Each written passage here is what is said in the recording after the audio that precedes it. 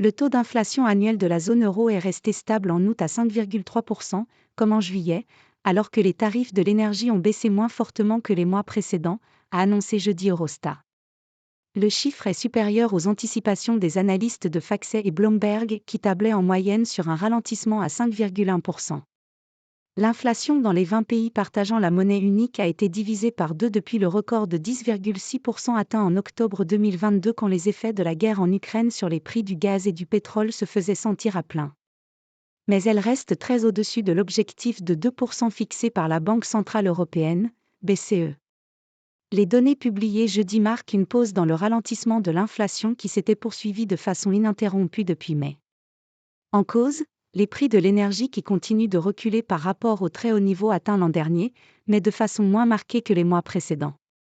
Leur baisse s'est limitée à 3,3% en août, contre 6,1% en juillet.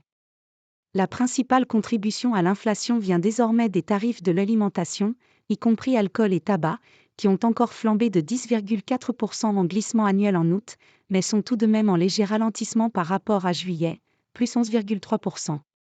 De même, la hausse des prix des biens industriels, hors énergie, a été moindre en août, 4,8% après 5% en juillet.